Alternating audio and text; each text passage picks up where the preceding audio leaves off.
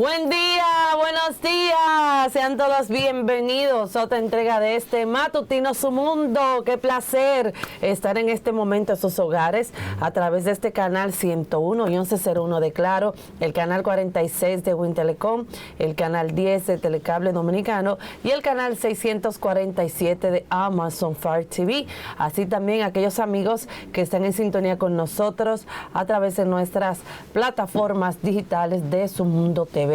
Lunes, inicio de semana, deseándoles a todos ustedes paz, tranquilidad y sobre todo una semana cargada de vibras positivas. De inmediato saludo a mis escalanes de la comunicación, Marino Alcántara y Pedro Galán. ¿Cómo se sienten? Gracias. Bien de bien. Pedro Galán. Lunes. Bienvenidos, amigas y amigos de Matutino Su Mundo desde la República Dominicana para el mundo. Somos Multimedios Su Mundo, en los canales 101 y 1101 de Claro, canal 46 de Win Telecom, canal 10 de Telecable Dominicano, el canal 647 de Amazon Fire TV. Ahí estamos, señores, en más de 40 sistemas de cable en las provincias del país, en el satélite UTEL para los Estados Unidos y todo el continente americano. Aquí estamos y así comienza, porque ustedes son los mejores, están en el mejor.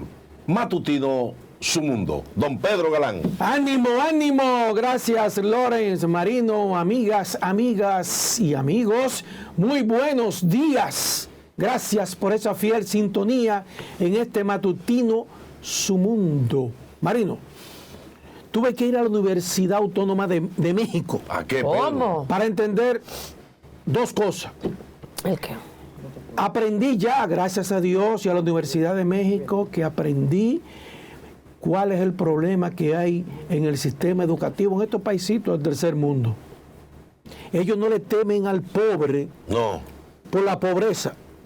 Ellos le temen al pobre que se educa y se forma, Marina. claro. Claro.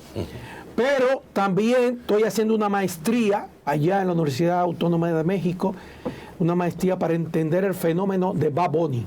Sí, Es todo, ¿cómo así? Sí, en México van a abrir una maestría para eso, sí, para entender el fenómeno. para entender el fenómeno de Bad Bunny. Sí. Yo voy a hacerla. Bueno, señores, tanto Y fenómeno. maestría, Pedro, también para entender que el país, pese a que no hay una ley que diga que las campañas debieran estar abiertas, está en plena campaña. Pero yo pensé electoral. que sí. Claro que sí. Así Ayer es. Santiago fue muy durísimo, pero Bueno. Pedro, para nuestros amigas y amigos que están en sintonía desde la República Dominicana para el mundo, vamos a pasar, Lorena. Con la Lorenz Dominicana. ¿Qué nos trae, Lorena? Así es, bueno, vamos a ver qué nos tiene, la ONAMED en este lunes, inicio de semana. Allí pues se encuentra Heriberto Fabián con las informaciones del tiempo. Buenos días, Fabián, ¿qué nos tienes en este lunes, inicio de semana y con este frío que caramba, cada vez más se intensifica? Sí, muy buenos días, Lorena. Los dominicanos seguiremos disfrutando de un ambiente agradable a fresco, como resultado de la incidencia de un viento predominante del nor-noreste asociado a un débil sistema frontal que actualmente se localiza al este de Puerto Rico, alejándose de nuestro territorio. Se pronostica una disminución de la ocurrencia de lluvia, no obstante, sobre los poblados de las regiones norte, noreste, sureste y la vertiente norte de la cordillera central, se presentarán lluvias débiles y aisladas durante el día y la noche por efecto del viento. Para mañana seguiremos con pocos cambios en las condiciones del tiempo, temperatura agradable. Se prevé que una masa de aire con poco contenido de humedad estará dominando casi toda la geografía nacional, favoreciendo que las precipitaciones sean escasas. Sin embargo, no descartamos que sobre las porciones norte, noreste y la cordillera central ocurran algunas lluvias ligeras de corta duración. Por otro lado, en las zonas elevadas como Constanza, Valle Nuevo, Jarabacoa, Padre de la Casa, Barahona, la temperatura mínima estará entre los 2 grados y 6 grados.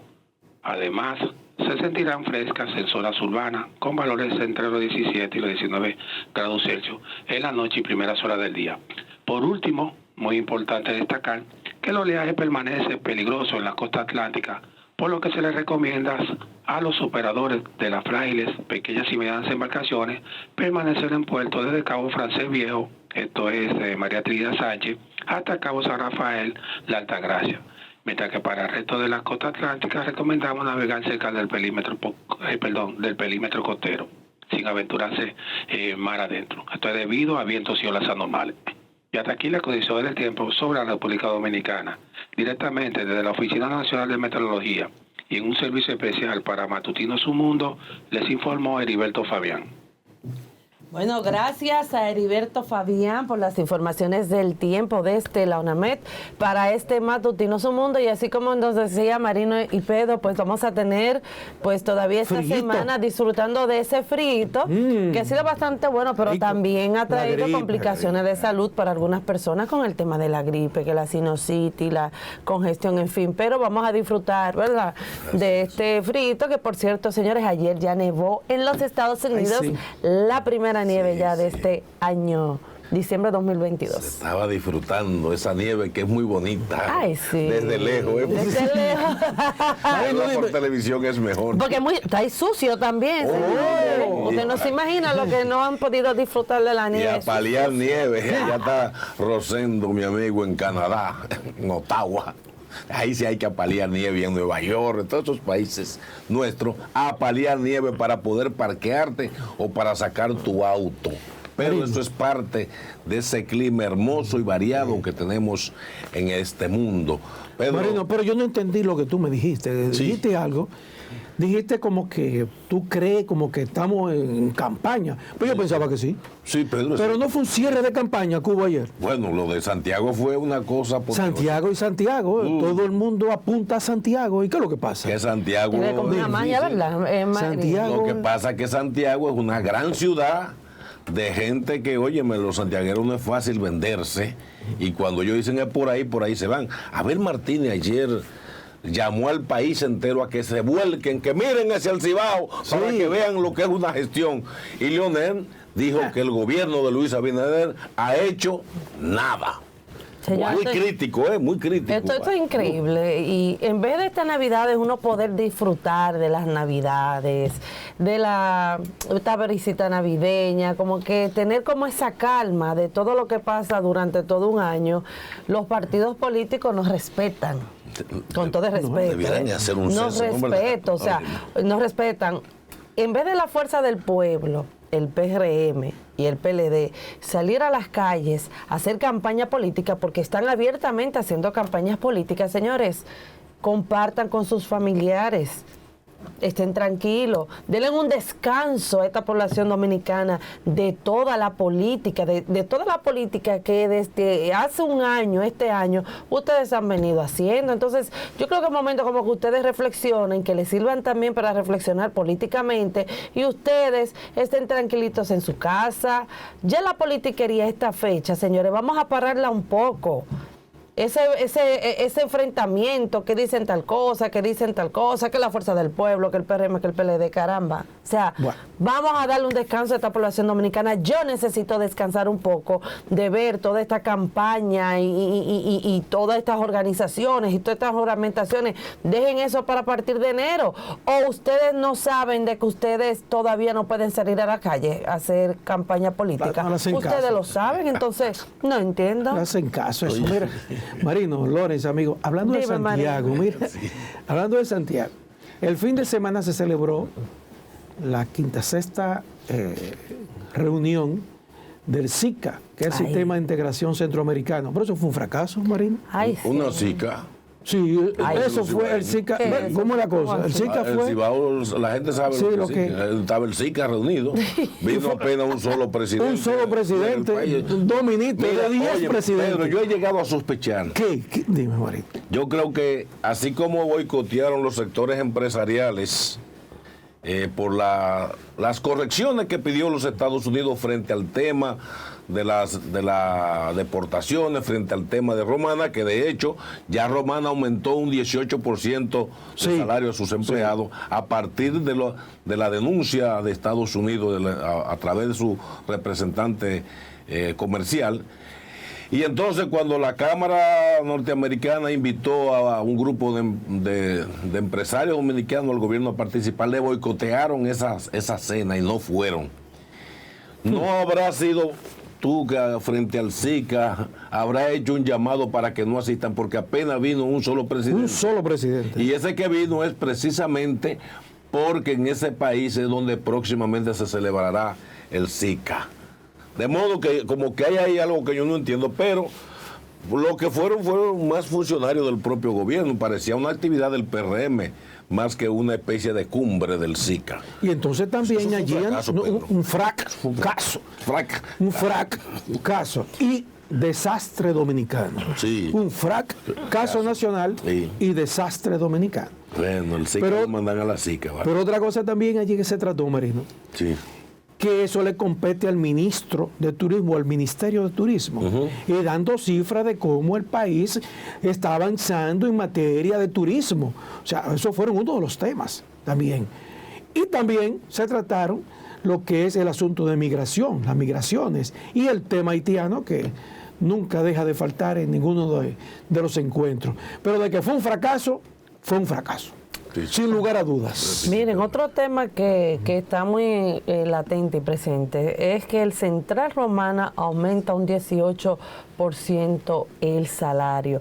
La empresa Central Romana se reunió con el Sindicato Unido de Trabajadores, quienes firmaron un pacto colectivo de condiciones de trabajo que incluye un aumento salarial de 18% para los próximos 3 años, el cual beneficiará a más de 20,000 empleados. Asimismo, el convenio, que ustedes saben que lleva más de 60 años renovándose, prevé un primer aumento de un 7% reactivo al 1 de diciembre del presente año, así como un 6 y un 5% durante la vigencia del acuerdo hasta el año 2025. Ustedes saben que Central Romana ha sido escenario de algunas denuncias por parte del gobierno de los Estados Unidos porque supuestamente no han tratado de la manera más digna a aquellos cañeros que están allí durante años, con el tema de la vivienda, con el tema, por ejemplo, de la salud, entre otros puntos. Incluso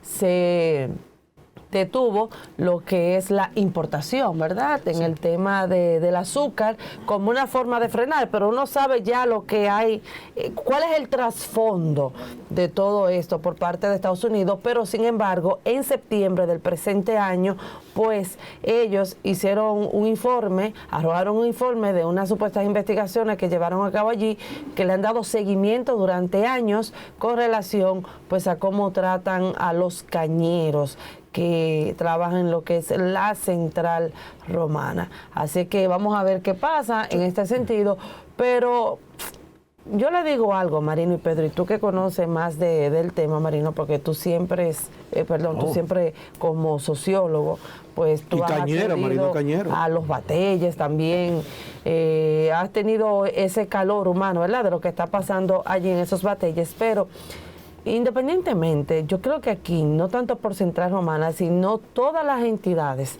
que trabajan, o los sectores que trabajan directamente con la mano obrera, caramba, no quieran cogerse todo el dinero para ustedes. O sea, también tenemos que pensar en esos trabajadores que ganan chele, que no tienen las condiciones necesarias para ellos poder sobrevivir.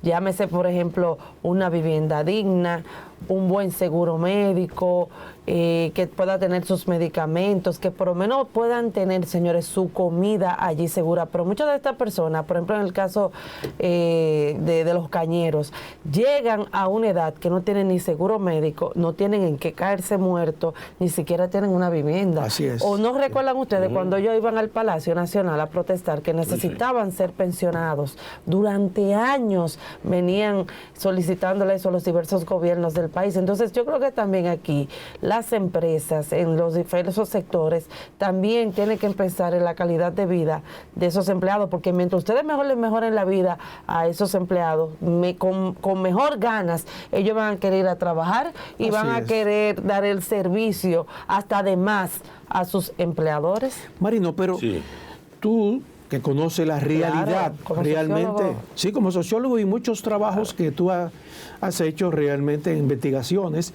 en los batalles. ¿Cuál es la verdadera realidad que está viviendo el bracero en esos batalles, Marino? Ya, a diferencia de años anteriores, señores, los años 90 fueron unos años muy difíciles porque la República Dominicana, incluso hasta la Sociedad Antiesclavista de Londres, la acusó de que tenían condiciones de nuevo esclavismo en la República Dominicana. Canadá organizó desde Montreal un boicot turístico contra el país, pero ya esa realidad cambió, porque según la industria azucarera fue desmejorando y que fue pasando al sector privado y que el SEA se volvió nada, el SEA fue lo que sea, al caer esa industria azucarera y quedar en manos más de sectores privados, los braceros empezaron a emigrar a diferentes pueblos, a trabajar también en zona franca, a trabajar en la agricultura. Ya el Batey, que era un gueto cerrado, una vez se empezó con todo el proceso de venta de las empresas del Estado, esa comunidad salió a las calles, ya no era el Batey el centro, y ya los bateyes se han convertido en comunidades normales, donde sus habitantes, que son dominicanos de origen haitiano, muy pocos son haitianos puros, en el sentido de que la mayoría son gente que han nacido en el país, tienen sus escuelas. Y Pedro ha hecho una advertencia. Aquí con el tema de los dominicanos de origen haitiano, no han pensado que aquí hay más de 500,000 dominicanos de origen haitiano que tienen todos sus documentos y que en las zonas batalleras ningún candidato político puede prescindir del voto de esos dominicanos de origen haitiano, que son dominicanos ya, que tienen sus papeles y son gente que deciden el voto. O sea, estamos hablando que hay una comunidad cautiva a nivel nacional, que son profesionales de diferentes áreas, son profesionales y trabajadores en todas las áreas del país, que no lo pueden subestimar. De modo que actualmente ya no se puede hablar de que están en esas condiciones terribles de antes. Y ahí, Pedro, te lanzo el tema a ti sobre el tema diplomático. Ha habido una gran torpeza de parte del gobierno dominicano en el manejo de la diplomacia con las relaciones a su principal socio, que son los Estados Unidos de Norteamérica, y su segundo socio, Haití. Oiga bien, a nivel de negocio. Entonces, ¿cómo es posible que si tu socio norteamericano afecta, digamos, a Central Romana, haciéndole correcciones con documentos de estudios de más de 10 años sobre el comportamiento y el manejo de maltrato salarial a sus trabajadores, se dispara a la República Dominicana desde el gobierno a atacar y acabar con el gobierno norteamericano y con su embajador, basado en un pseudo nacionalismo de que eso tiene que ver ya con la soberanía? No, a usted se le mandó un estudio y se le dijo que durante 10 años han estado estudiando Central Romana y las condiciones de los trabajadores no son las mejores. Y esa es una empresa de capital norteamericano. Son los americanos, entonces, lo que te están diciendo como socio: corrijan esta situación humana o no le compramos azúcar. Esas son las normas norteamericanas. De ahí el gobierno tuvo un manejo torpe, porque cuando se mezcló eso entonces con el tema de las deportaciones, entonces mandan al caray a los Estados Unidos y comienza un mal manejo. Si a ti te acusan de que están llevando niños en las deportaciones y te lo demuestran o no te lo demuestran, el papel del Estado es decir: mire, ustedes dijeron esto, que habían 1.800 niños deportados. No, nuestro estudio dice que nada más fueron tantos y que se fueron con sus padres. En el caso de Romana, presente documentos contra documentos, pero ese manejo torpe de la diplomacia, Pedro, yo no sé cómo tú lo ves. No lo entendí.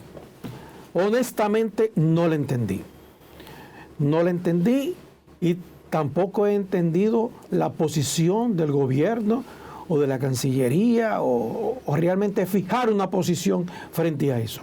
Tal y como tú señalas, cuando los Estados Unidos te dicen a ti: mira, está ocurriendo esto, ponle atención, porque eso no responde de ahora para ahorita.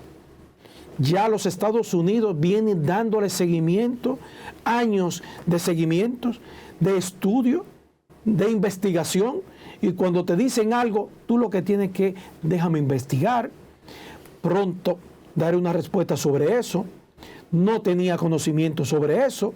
O sea, son las expresiones típicas.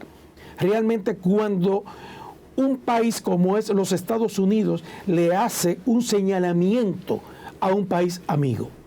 Entonces, en ese caso, lo que debió, tal y como tú señalas, es, vamos a investigar. Se investiga y diga la cifra, aunque no diga la que, pero dígala que los Estados Unidos ya tienen todos esos datos y todas esas investigaciones bajo su control.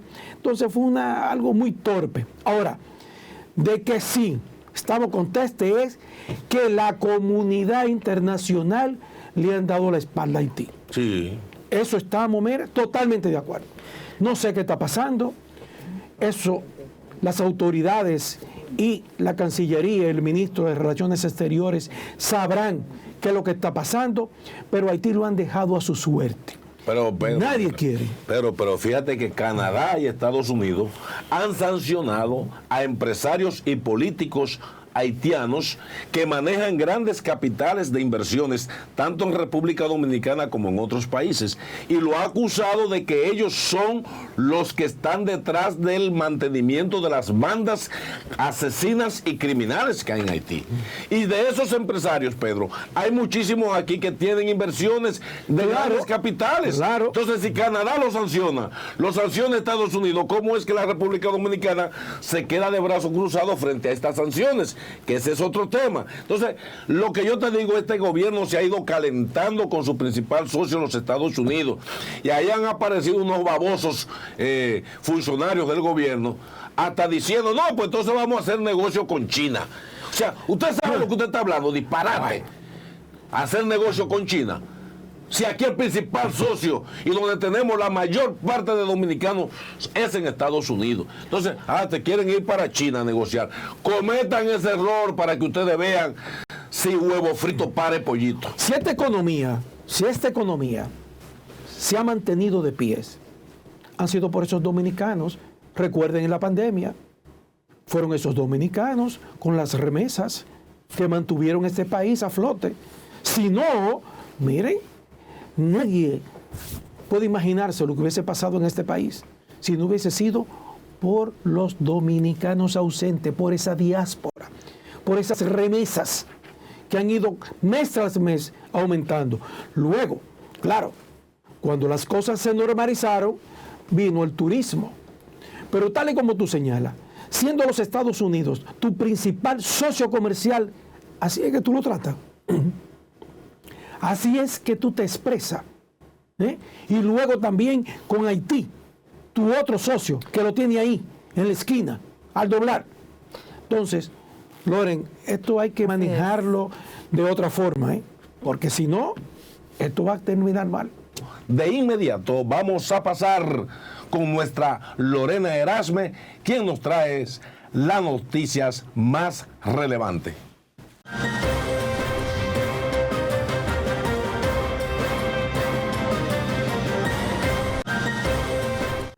Así es, pues iniciamos este bloque de lo más relevante con algunos abogados, quienes fueron consultados por un equipo de Su Mundo TV, quienes ven con preocupación el enfrentamiento entre fiscales y jueces que entienden que cada quien debe respetar el ámbito de trabajo del otro. Los profesionales del derecho consideran que no es sano los dimes y diretes entre dos de los tres elementos del Poder Judicial. Nuestro compañero Julio Caraballo nos amplía más.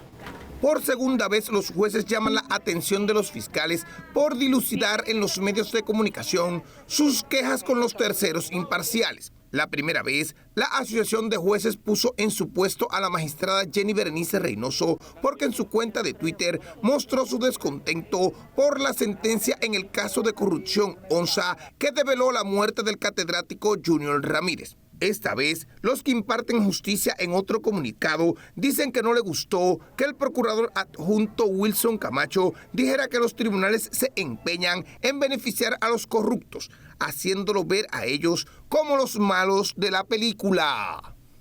y yo creo que llegó el momento de que los jueces se defiendan de acusaciones regularmente infundadas por parte del Ministerio Público, que a base del populismo penal y, si se quiere llamar, de chantaje en los medios de comunicación, pretenden que los jueces violen la ley. Los abogados afirman que si hay alguna queja de los fiscales, existen los mecanismos para rechazarlas, como la impugnación y la apelación. Cada uno tiene un rol que desempeñar.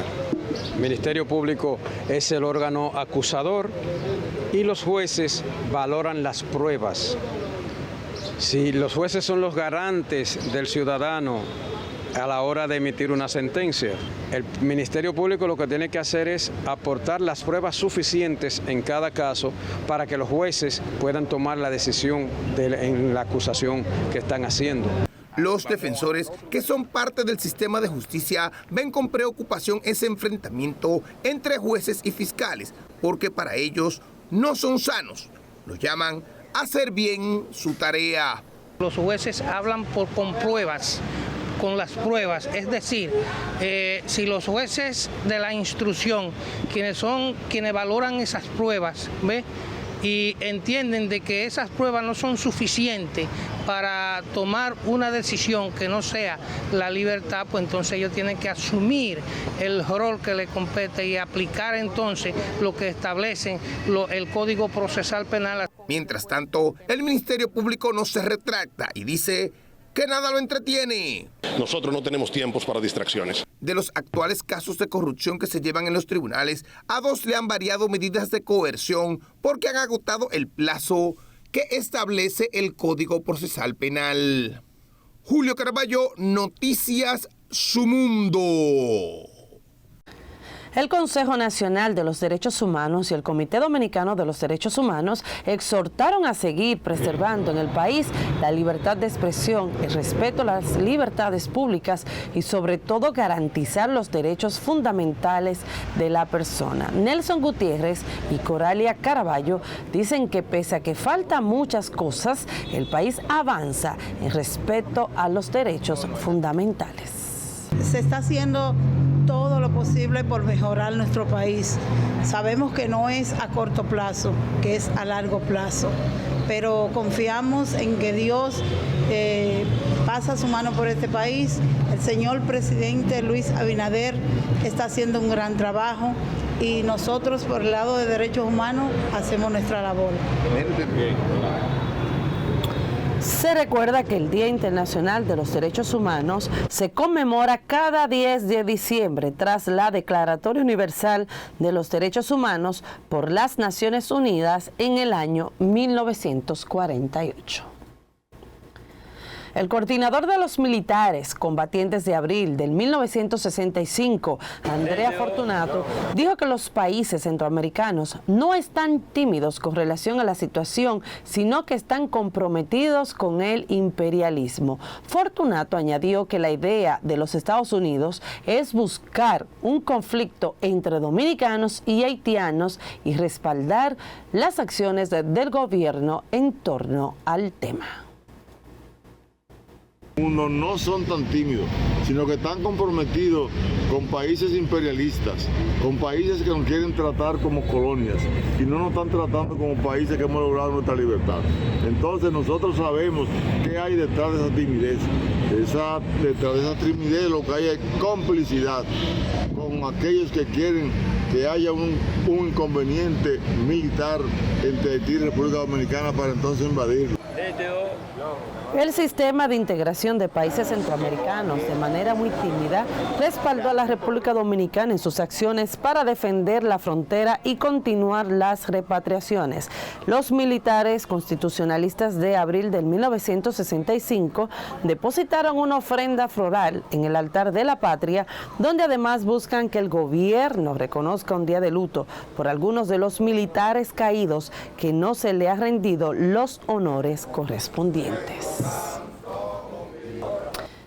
Mientras, el presidente Luis Abinader y el director de INAPA, Wellington Arnault, destacaron que el gobierno cierra este año 2022 con una inversión aproximada de 20.000 millones de pesos en agua potable y saneamiento, la mayor hecha en la historia del sector, al dejar inaugurada la ampliación del acuerdo múltiple Peravia con una inversión de cerca de 800 millones de pesos para beneficiar a más de 68,000 habitantes. El presidente Abinader indicó que durante demasiado tiempo se hicieron inversiones improductivas que iban a beneficiar siempre a los mismos y dejaba de lado las prioridades reales de los más vulnerables. Es una solución definitiva y contundente, porque el proyecto consiste en la rehabilitación, mejora, ampliación de las redes de distribución de las comunidades de Matanzas, de Paya, de Arroyo Hondo, de Los Tumbaos y de Quijaquié. Además, la construcción de una macro red en el municipio de Baní y la red de distribución del sector El Fundo. De igual manera, se asfaltaron 103,000 metros cuadrados de calle, de las que fueron afectados por los trabajos realizados durante la ampliación. Estamos asegurando así una cobertura completa de agua potable, teniendo este bien en condiciones de cantidad, calidad y servicio, justo como debe de ser. El mandatario resaltó que de igual manera se asfaltaron 103,000 metros cuadrados de calle que fueron afectados por los trabajos realizados durante la ampliación. También incluyó la instalación de cerca de 160 kilómetros de tuberías y la colocación de más de 13,000 acometidas. El ministro administrativo de la Presidencia, José Ignacio Paliza, dejó inaugurado el Palacio Distrital de Sabaneta de Yásica en Puerto Plata. La obra cuenta con una inversión aproximada de 9.700.000 pesos, que se suma a los más de 3.000 millones dados en apoyo a los ayuntamientos. Quiero iniciar mis palabras comprometiéndome ya de manera pública con el buen amigo Roely Thomas, de que el proyecto que nos comunicara de este distrito municipal para la intersección de la carretera de Jamao con la carretera Puerto Plata Gaspar Hernández, con un diseño novedoso, artístico, creativo, pero sobre todo amigable al desarrollo del desplazamiento vehicular, que nos hiciera el Ministerio Administrativo de la Presidencia. Entrado el mes de enero, daremos los primeros desembolsos para que este distrito pueda comenzar tan importante obra. Por otro lado, el funcionario anunció que trabajará en el desembolso para que este distrito inicie el proyecto presentado de intersección de la carretera Jamao con Puerto Plata Gaspar Hernández. El director del Consejo Nacional de Promoción y Apoyo a la Micro, Pequeña y Mediana Empresa, Promipyme, se refirió a la denuncia de algunos emprendedores sobre el poco financiamiento al solicitarles un préstamo. La respuesta de Porfirio Peralta se da luego de que surgieran algunos disgustos por parte de algunos emprendedores a la hora de solicitar un préstamo, el cual aseguran les fue negado a muchos y a otros, financiado apenas el 10% de la cantidad solicitada. Se debe a que muchas veces la capacidad de pago que muestra el cliente no le permite coger más dinero. De todas maneras, si el emprendedor, bueno, cuando hablamos de emprendedor hablamos de una cosa, cuando hablamos de pequeños empresarios, de microempresarios hablamos de otra. Cuando usted muestra su resultado al momento de hacer su expediente para hacerle préstamo, si su capacidad de pago no alcanza a una suma mayor, lamentablemente no tenemos cómo pagarle. El director de Promipyme se refirió al tema al dejar inaugurada la Feria de la Comunidad de Emprendedores de Paraíso Oriental. Ya llega el momento de presentar nuestra invitada de este día. Con ella 6 temas que tratar. Ella es Guadalupe Valdés, embajadora Hambre Cero de la FAO. Le damos la bienvenida a este Matutino Su Mundo. ¿Cómo se siente? Un placer verla nuevamente por aquí. Bueno, muy buenos días y muchísimas gracias por invitarme a este programa que tiene muchas personas que lo ven todos los días, bien temprano en la mañana. Así es, gracias de verdad. Gracias, Guadalupe. Guadalupe no hay ni siquiera que presentarla porque es toda una figura nacional e internacional en su lucha, en sus niveles educativos, en las grandes ONG del país, siempre una gran activista social en la defensa de la niñez, de la mujer, etcétera, etcétera. Guadalupe, hay un tema, ahora tú estás en la FAO, que siempre está atenta al tema de hambre en el mundo. Yo recuerdo que hubo un momento que el World Food Program estaba mandando alimento al país y paró eso porque en la República Dominicana presentaron unos niveles económicos tan altos que ya no los necesitábamos. Pero cuando uno iba a los batalles, iba a los barrios dominicanos, te encuentra un grupo de niños famélicos con mucha hambre. Entonces, ¿cuál es la realidad del análisis de la FAO frente al tema dominicano y el tema del hambre y la producción nacional? Bueno, el tema del hambre sigue siendo un tema fundamental en la agenda del país y del mundo, sobre todo a partir de la grave crisis que hemos sufrido con la pandemia del COVID-19, que tiene efectos sumamente devastadores en términos de lo que es la lucha contra el hambre o lograr el objetivo número 2 de desarrollo sostenible, que es erradicar el hambre al 2030. Y también hay otros efectos, como por ejemplo el tema migratorio, el tema del cambio climático, que afectan fuertemente la línea que llevábamos en América Latina y el Caribe y a nivel global de disminuir los temas del hambre. En el caso de nuestro país, después de la pandemia, hemos visto cómo se redujo en 2% el tema de la situación de hambre. Sin embargo, hay otros aspectos que nos preocupan, como es, por ejemplo, el tema de la malnutrición, el tema de algunas enfermedades que sufren, sobre todo los niños, las niñas y los adolescentes, fruto de una alimentación inadecuada. Nos referimos al sobrepeso y a la obesidad. En el caso de la República Dominicana, 8 de cada 10 niños sufre de obesidad y sobrepeso. Y esto tiene que ver con una alimentación inadecuada. Incluso en los niños y niñas y adolescentes de niveles de ingresos familiares más altos son los que tienen mayores niveles de obesidad y sobrepeso, a diferencia de los niños en los niveles de ingresos más bajos, que son los que tienen mayores niveles de desnutrición. Por eso es tan importante que en el país se avance en políticas públicas desde el Ministerio de Salud, de Educación, para abordar estos temas, pero también en marcos legales, de los cuales podemos hablar durante la mañana de hoy con ustedes. Así es. Guadalupe, por ejemplo, en este caso, ¿qué ha pasado históricamente aquí con los gobiernos? Por ejemplo, hemos visto iniciativas de programas, que desayuno escolar, que almuerzo escolar. Y esto de una manera u otra viene tal vez a ayudar un poco a la familia con el tema de la canasta básica, porque estamos hablando de familias bastante humildes. Me gustaría saber su opinión con relación a esto, o sea, los programas que de una manera u otra los gobiernos históricamente en el país han implementado, que lamentablemente no han solucionado nada.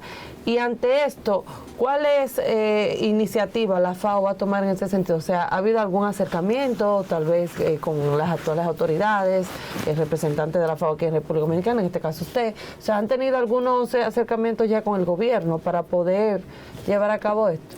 Bueno, en mi caso, yo soy embajadora de buena voluntad de la FAO, no soy funcionaria de la FAO, pero sí estamos llevando una carta compromiso, una carta de acuerdo con la FAO, que es la Organización de las Naciones Unidas para la Alimentación y la Agricultura, a partir de la cual estamos acompañando varios procesos en el país de interés para formular marcos legales Entonces, por ejemplo, el año pasado se elaboró un anteproyecto de ley en agricultura familiar que fue entregado al Frente Parlamentario contra el Hambre de la Cámara de Diputados, que coordina la diputada de Santiago, Soraya Suárez. Y ella lo introdujo conjuntamente con otros legisladores del Frente Parlamentario y está en este momento en estudio de la Comisión de Agricultura.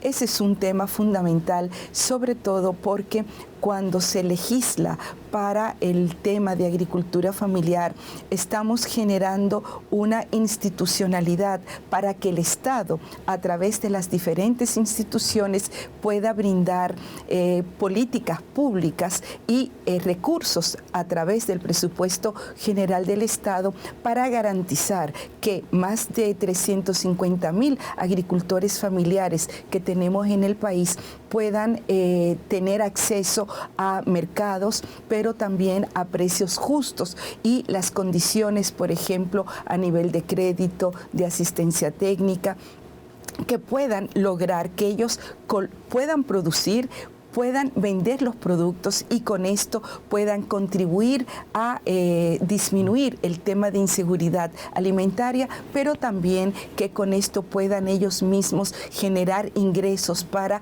erradicar la situación de pobreza en la que muchas veces viven los agricultores familiares. Hay otro tema que estamos trabajando, hemos estado trabajando todo este año, que es un anteproyecto de ley en alimentación escolar. Como conocemos, el tema de la alimentación escolar es quizás la transacción económica más importante que tiene el Estado dominicano, sobre todo a nivel público. En este año, el monto que está en el presupuesto para alimentación escolar es de 30.000 millones de pesos. Entonces, esto ha aumentado en el año 2008, 2009, cuando yo estuve en el Ministerio de Educación, que fui subsecretaria o viceministra en este momento, el monto era de 8.000 millones. ¿Por qué ha aumentado en estos 12 años? Ha aumentado por el tema de la tanda extendida. Ahora hay que dar más alimentos a los niños y a las niñas. Entonces es fundamental que no solamente haya una política pública que pueda depender de la decisión de un ministro o de un gobierno en un momento determinado, sino hay que darle una mirada de Estado para que se convierta en una política de Estado, y esto lo garantiza cuando hay una ley. Se ha estado este año haciendo toda una consulta a diferentes instancias, tanto del Ministerio de Educación como de organizaciones de la sociedad civil y gremios profesionales como la Asociación de Pediatría del país y otras más. El Ministerio de Salud es fundamental en este tema también, y esta consulta se ha estado promoviendo justamente desde el INAVIE.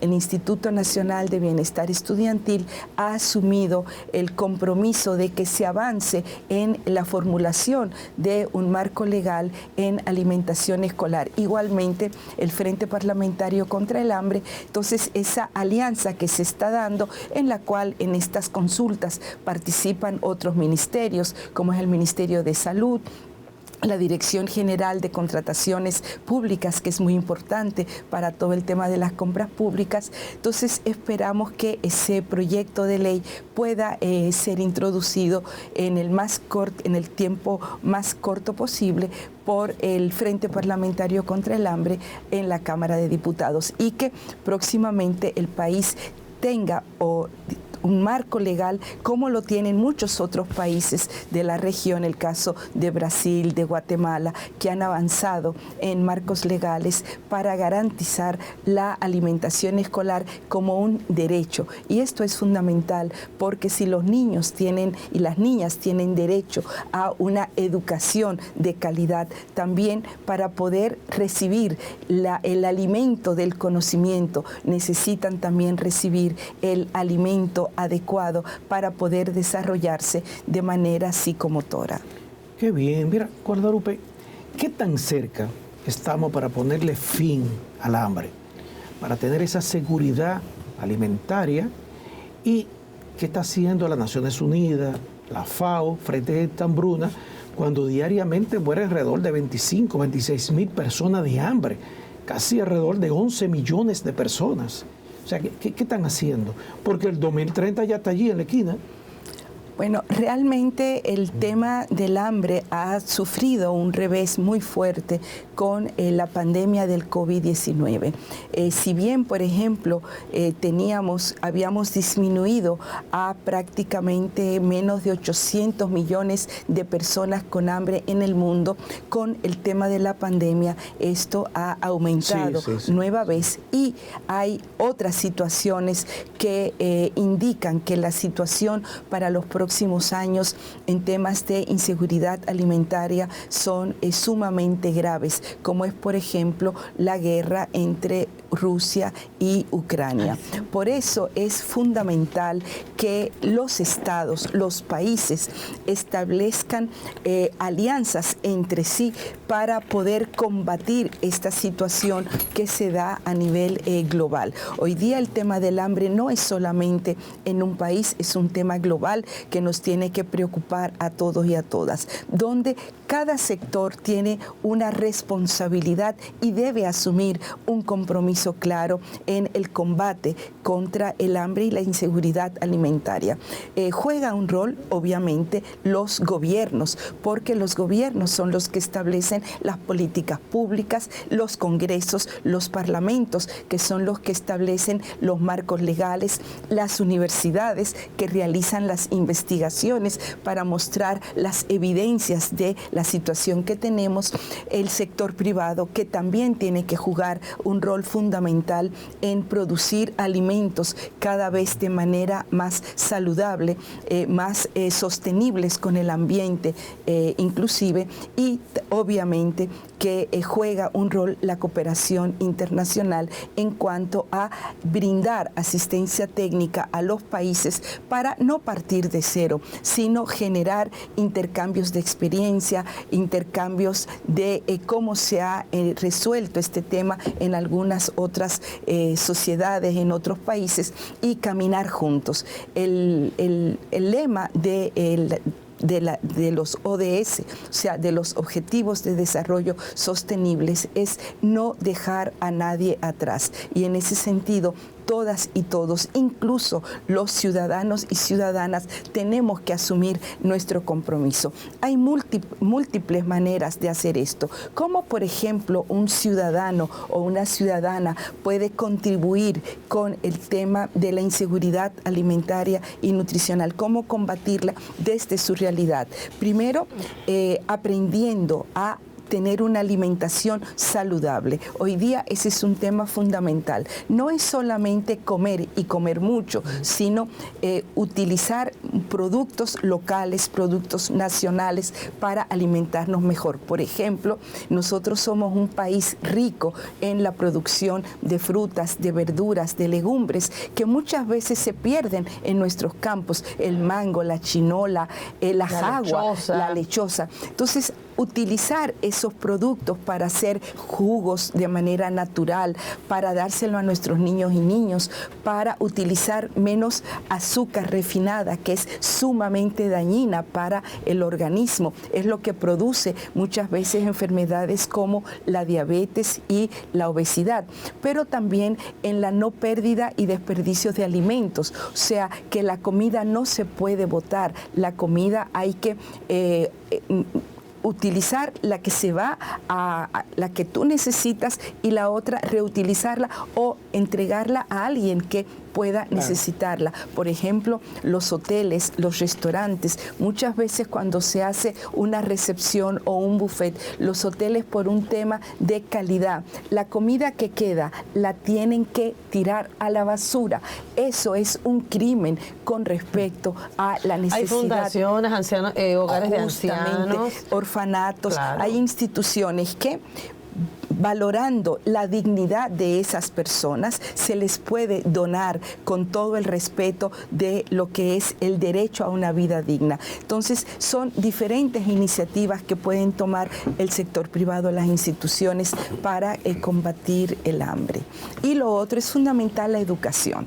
O sea, todo esto no va a cambiar si no cambia nuestra cultura alimentaria, una alimentación que tiene que pasar de ser una alimentación basada en grasas, en sales, en azúcares, a una alimentación mucho más saludable para estar mejor. Y eso incluso tiene una repercusión en el presupuesto del Estado, porque el sistema de salud no tiene que ser un sistema para tratar enfermos. El sistema de salud tiene que ser preventivo, tiene que ser educativo. ¿Para qué? Para que la gente viva en salud, porque eso es lo que permite que los países se desarrollen. Entonces, realmente los temas en la agenda son fundamentales, y programas como este que abordan estos temas para educar a la ciudadanía me parece que juegan un rol fundamental. El rol de los medios de comunicación en cuanto al mensaje, a la calidad del mensaje, a la frecuencia que debe llegar este mensaje a los niños y las niñas es fundamental. Mira, Guadalupe, a veces uno cuando hace una retrospectiva hacia atrás y ve, por ejemplo, el trabajo que tú has hecho, el que hemos hecho, toda la gente que de alguna manera nos involucramos en trabajo de desarrollo comunitario, creando y formando tantas promotoras sociales, tantos fondos internacionales invertidos para esa formación y capacitación. Ahora me viene a la memoria la estrategia AIEPI, Atención Integral en Enfermedades Prevalecientes en la Infancia, que eran preventivas, ¿no? Pero tener un niño que desde el vientre no viene bien alimentado, vamos a tener después a un ciudadano a veces hasta incapaz de poder comprender. Hoy tenemos un problema de educación que dicen que a partir de la COVID, 4 de cada 5 niños de sexto curso no tienen la capacidad de comprensión de lectura. Entonces, estamos en un tema grave de fondo que es educación. Lo otro es, ¿cómo es posible que las instituciones gubernamentales se puedan hacer ese acuerdo público-privado para que se pueda legislar, y cómo hacer una gran campaña educativa para que la gente empiece a producir?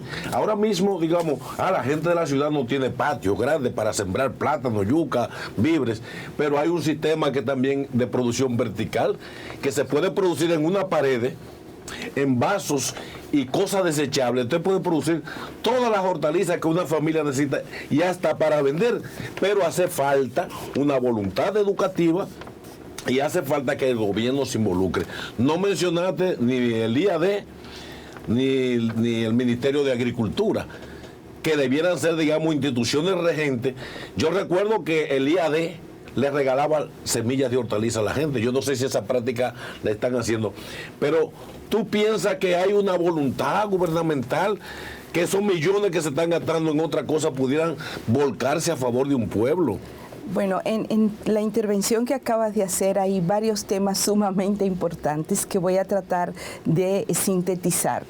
Con respecto a la participación del Ministerio de Agricultura y del IAD y otras como el Banco Agrícola, el INESPRE, por ejemplo, el FEDA también, que está teniendo una intervención importante, el IDECOP, que tiene que ver con todo el tema de las cooperativas, hay una iniciativa que está promoviendo el Ministerio de Agricultura a través del Viceministerio de Desarrollo Rural, que es esa articulación y coordinación de estas diferentes instancias en torno al Comité Nacional de Agricultura Familiar. Esto fue una iniciativa que en toda América Latina se habían creado estos comités de agricultura familiar en el marco del decenio de la agricultura familiar que estamos transitando, que va del 2019 al 2029. Desde el año pasado, la viceministra Miriam Guzmán ha estado promoviendo que el Consejo, el Comité de Agricultura Familiar se reúna, que discuta temas y que se produzcan esas alianzas entre las diferentes instituciones, y ha sido muy interesante por el fortalecimiento y también por la sinergia que se genera cuando se trabaja de manera conjunta. Y en este momento se está definiendo incluso una política de desarrollo rural que es cómo concretar la política, que es una de las 33 políticas que están priorizadas en el Plan Plurianual del Estado Dominicano 2021-2024. La política 11 es la política que tiene que ver con el desarrollo rural y hay que ver cómo ahora esa política se territorializa, que es lo que está planteando el Ministerio de Economía, Planificación y Desarrollo con el tema de que la inversión pública tiene que territorializarse, o sea, tiene que concretarse en los diferentes territorios, municipios donde vive la gente, donde sueña la gente, donde la gente trabaja y realiza su vida. Ese es un tema fundamental. Hay mesas técnicas, por ejemplo, el INAVIE, con el apoyo técnico de la FAO, en un proyecto que hay de alimentación escolar, está promoviendo una mesa técnica para discutir los temas de alimentación escolar, que está muy vinculado a un tema que señalabas, que es el tema de los huertos. Y las escuelas, promover los huertos escolares es fundamental, porque el huerto se convierte en un espacio pedagógico para que los niños y las niñas, los maestros puedan aprender. Cuando hay un huerto... Antes se hacía, yo lo hacía. Justamente, ¿te acuerdas de tu infancia? No hace mucho tiempo, pero nos acordamos, por ejemplo, que el huerto puede aprenderse matemáticas, porque puedes contar los productos, puedes hacer poesía, puedes hacer lectura comprensiva, puedes hablar de geografía, puedes hablar de la naturaleza. O sea, que el huerto escolar no es solamente producir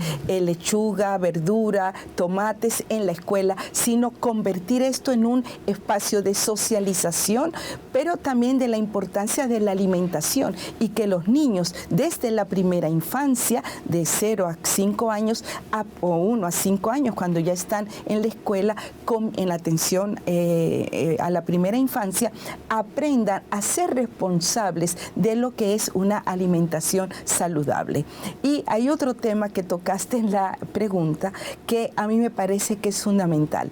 Las políticas de lucha contra el hambre, la inseguridad alimentaria y nutricional tienen que ser integrales, y por eso la importancia de comenzar con la mujer gestante, con la mujer que está embarazada, porque muchos, por ejemplo, a veces tenemos que la tasa de mortalidad materna es muy alta en nuestro país, pero tiene que ver con eso, que nuestras mujeres no se alimentan de manera saludable. No es que coman mucho, sino que se alimenten de manera saludable para que esto afecte obviamente el feto, y que ese feto, ese niño, ese producto que va a salir de esa madre sea un producto que tenga las condiciones básicas para su desarrollo. Y al momento de nacer hay otra estrategia que es fundamental en la lucha contra el hambre, que es promover la lactancia exclusiva.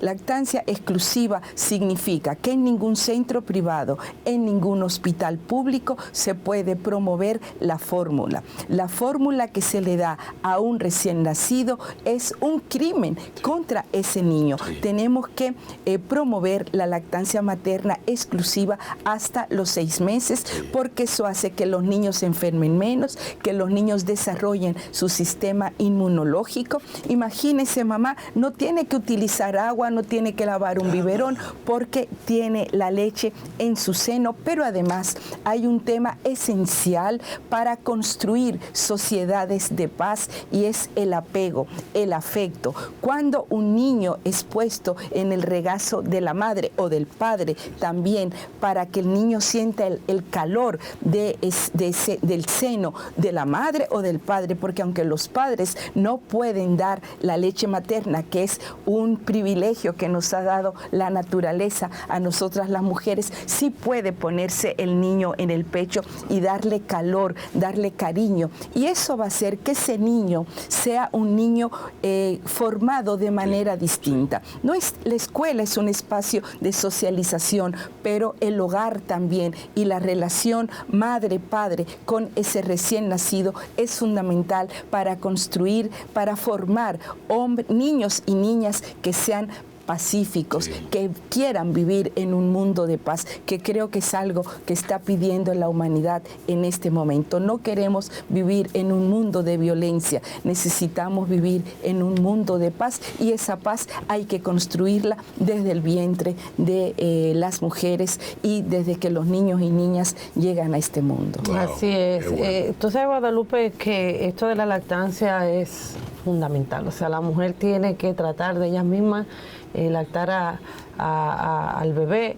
y no el tema de la fórmula, pero también esto de la lactancia, o sea, no va también mano con el tema de la alimentación de la madre.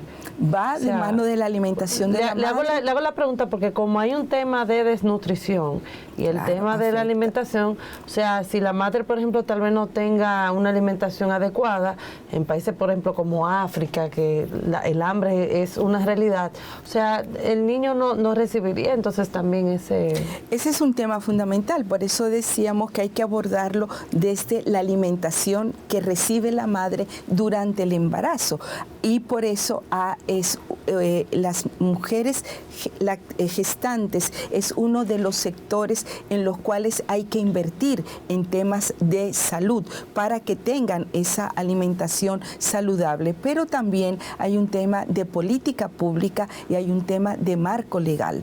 La ley que tenemos de lactancia materna, que es una ley, la 895, es una de las leyes que es considerada una ley modelo en América Latina y el Caribe por su contenido y por los principios que tiene. Ahora bien, nuestro país no cumple esa ley.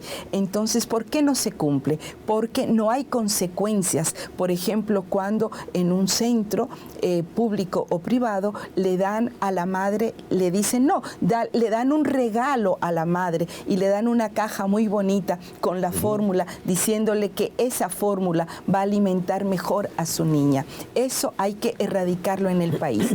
Por ejemplo, la publicidad en los supermercados también está regulada por esa ley con el tema de los sucedáneos de la leche materna. Los sucedáneos a la leche materna son productos que pueden sustituir a la leche materna y no hay absolutamente nada que pueda sustituir la leche materna, aun y cuando la madre no tenga la alimentación adecuada que señalabas, Lorena, pero la madre produce la leche, tiene que producirla de manera natural, es algo y es lo que mejor alimenta a ese niño o a esa niña. Entonces necesitamos que haya consecuencias, que la Comisión Nacional de Lactancia Materna tenga todo el mandato y los recursos necesarios, que es una comisión conformada por diversas instituciones que está al interior del Ministerio de Salud, que pueda realmente asumir con consecuencias las instituciones, tanto centros privados como públicos, como los lugares de expendio donde se promueve la fórmula en contra de la lactancia materna. Y hemos visto, o sea, por ejemplo, mujeres que dan a luz que le dicen, no, su niño hay que dejarlo fuera en una habitación distinta a la madre, y las madres tienen que exigir que les dejen el niño en la noche, porque cuando al niño acabado de nacer tú le pones un biberón, después el niño no va a querer, va a rechazar el seno. Por eso es tan importante promover la lactancia materna. Nosotros somos uno de los países, a pesar de tener la mejor ley, que tiene la tasa más baja de lactancia materna. Wow. Estamos se dice entre un 4 y un 7%, no más, y eso tenemos que subirlo. Bueno, tenemos que seguir educando en este sentido. Guadalupe, gracias por haber estado con nosotros. Siempre tratar temas de interés nacional es sumamente interesante, tratarlo con usted, de verdad que sí. Gracias a ustedes. Y ha llegado el momento de tratar algunos temas de interés para todos ustedes, porque usted sabe que el dominicano, Marino y Pedro, les encanta lo que es la política y también el deporte, pero hoy vamos a hablar de política. Y para ellos tenemos pues al ingeniero Octavio López, que es secretario de Minería de la Fuerza del Pueblo y exdirector de Minería. Le damos la bienvenida a este matutino Su Mundo. Por cierto, con ese que hablar temas. Santiago. Buenos días. Buenos días. Qué placer mío estar con ustedes tres aquí en este mundo, Su Mundo. Y ese cierre de campaña, dime. Sí, así que lo estamos tipificando. Bueno, yo mismo me quedé, yo he ido a muchas actividades políticas y como es un acto donde se iba a juramentar unos cientos de personas, yo pensé que no iba a haber un acto de esa naturaleza. Y yo fui uno de los primeros sorprendidos de ver este estadio, esta arena del Cibao, con las graderías llenas, el tabloncillo lleno y los pasillos intermedios de conexión horizontal totalmente lleno de gente parado y afuera, que no pudieron entrar. Una multitud de gente. Yo no quisiera dar cifras, pero en la arena caben 8.700 personas sentadas, sin contar los tabloncillos y sin contar los que están parados, más los que estaban afuera. Las estimaciones mías podría ser que ahí fueron unas 15.000 personas a esa actividad. Y óigame, en este tiempo... Bueno, ya tenemos las imágenes. En este tiempo y en estas circunstancias de la situación del país, hablar de una cantidad de gente así es extraordinario. Pero para mí lo más importante, además de la movilización de las personas que hubo, fue esa juramentación, diríamos, atípica. Gente del gobierno, gente pegado de la teta, de la vaca, como decimos en nuestros campos marinos, que se juramentaron, que hicieron juramento en la causa de la fuerza del pueblo. Y ver gente de la envergadura, un síndico, óyeme, no está pegado. Eso es algo, mira, yo lo digo, nunca visto en la historia política. Pero supuestamente, según me dijo un pajarito ayer, de que supuestamente ustedes llenaron el lugar de que con personas que fueron de aquí para allá, con miembros de la fuerza del pueblo. Si van a inventarse los secretarios, los vicesecretarios y la gente de la dirección central. Pero ¿cuántos somos en comparación con la cifra? Eso fue del área del Cibao, de alrededor de Santiago. Había que ver la movilización de la gente a pie en las calles de Santiago alrededor, caminando hacia el encuentro. Mira, tú sabes que siempre se van a inventar muchísimas cosas para reducir el impacto que está teniendo la fuerza del pueblo. Pero un amigo mío ahorita me decía, este es un gobierno que está... Bueno, Leonel lo dijo, mucha espuma y poco chocolate, pero a mí me gusta más la frase italiana. Sí, mucho humo en la parrilla, pero sin carne. Sin carne. Que uno escucha mucha espuma y poco chocolate. Exacto, es lo que Leonel usó allá. Yo no sé si es una estrategia de ustedes, pero de verdad que yo, retomando lo que decías al inicio, se ha visto pocas veces que gente que está en el gobierno renuncie para irse a un partido de la oposición que no está en el gobierno. Y supuestamente sin probabilidades. Yo no sé si es invento o es parte de la estrategia, pero ya cuando se mientan de figura como alcaldes que se van, porque sí sabemos de los alcaldes que el PRM sí le ha comprado a la gente del PRD, que lo han dejado vacío. Sí. Han atacado al PRD de tal manera que han dejado al PRD sin sus alcaldes, prácticamente. Pero tú escuchaste la frase final del síndico del PRM, como dijo: este mensaje va para el Palacio Nacional por su altanería, por todo. Describió una serie de inconductas políticas, que así es que hay que llamarle. Es para afuera que van, se lo dijo a la franca. Pero para mí hay una cosa, un detalle importantísimo. Leonel escogió el escenario para cuestionar la inactividad, la incapacidad, la inacción de este gobierno. Fíjate, un gobierno, como dijo Leonel, que ha recibido 500.000 millones de pesos y 23.000 millones de dólares. ¿Alguien en este país puede mostrar una obra significativa que hayan hecho? El presidente está inaugurando obras del sector privado, dando un primer Picasso, haciendo retazos. La autopista Duarte está llena de retazos. Hay algo muy jocoso, muy novedoso. A los hoyos le ponen pintura alrededor amarilla para que tú lo veas, pero no lo tapan. Y Leonel se posicionó para decir todo lo que se hizo en su gobierno en Santiago y en la región. Y para muestra, la misma arena del Cibao, que la hizo el presidente Leonel Fernández en su gestión.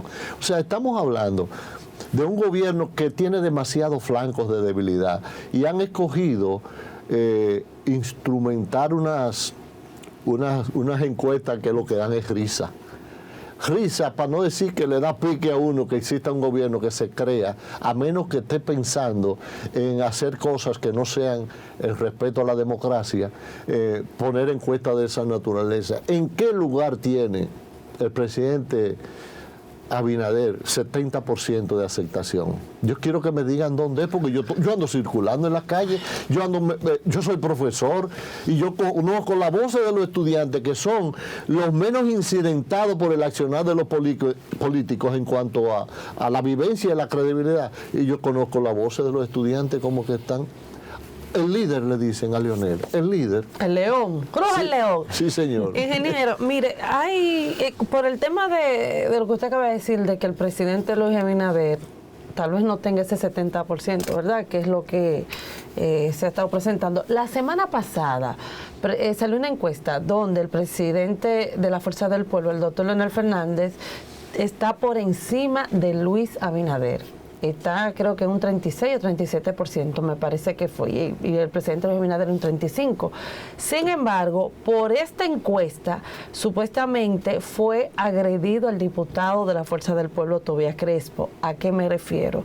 A que han sacado unas informaciones diciendo de que a él incluso le habían quitado la visa por X información que se habían como presentado, lo cual él desmintió y dijo que por esa encuesta y por las acciones que está haciendo la Fuerza del Pueblo, pues hay una campaña negativa en contra de algunas figuras de la Fuerza del Pueblo. ¿Qué hay de cierto en eso? ¿Qué es lo que está pasando? Mira, eso se llama en el argot popular desesperación.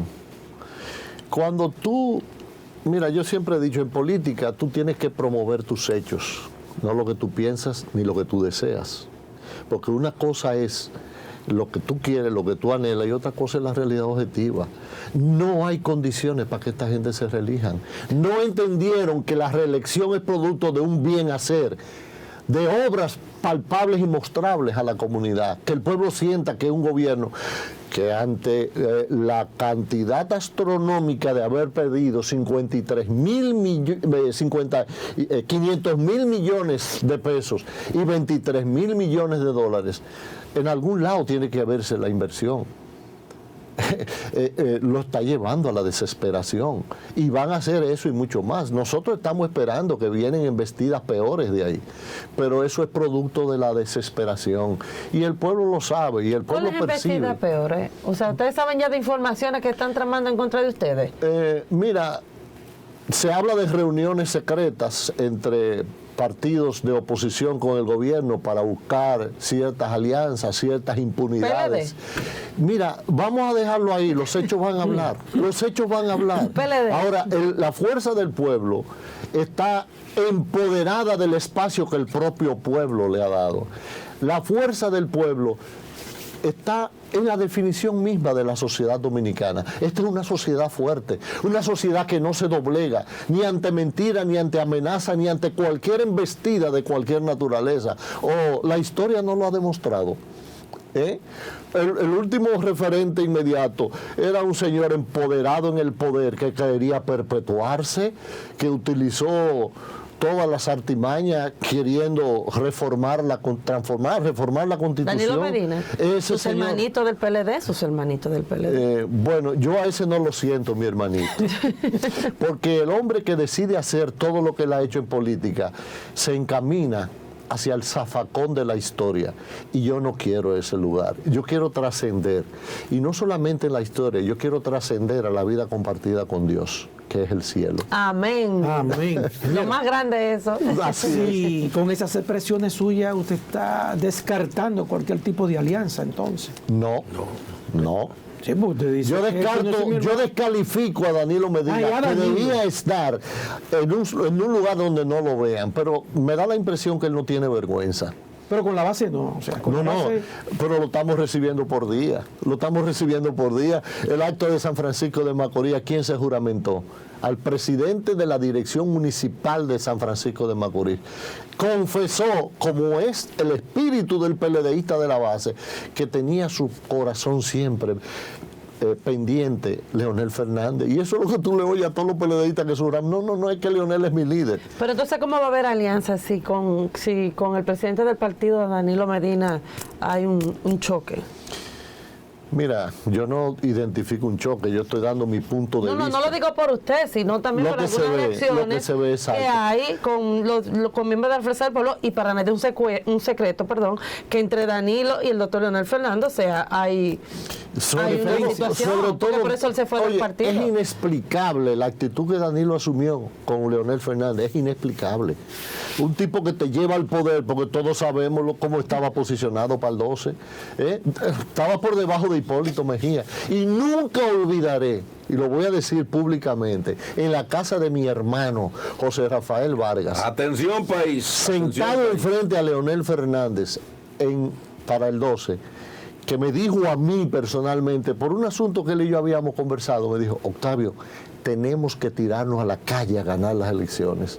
O sea, un presidente que diga esa expresión y que lo transfiera en hechos, como lo hizo, que se tiró a la calle, que dividimos al país, que responsabilizamos a fulano del este, del norte, del sur, de todos los puntos cardinales del país, y que saliera con esto desde la Asamblea Nacional en el 2013. ¿Ustedes recuerdan el tema que escogió? Eso fue lo que pasó ahí en Juan Dolio, ¿fue esa la que pasó en Juan Dolio? No, en la Asamblea Nacional, sí, que comenzó con el tema precisamente del 97.3 de la Barri. Eso es una denuncia irresponsable, que eso es parte de lo que el Tribunal de la Historia le tiene a Danilo. Lo de Quirino, supuestamente. Lo de Quirino, todo eso, para darle las costillas, los fuetazos que se merecen. Miren, yo creo que hay un crecimiento evidente en la fuerza del pueblo, pero no podemos subestimar al presidente Luis Abinader.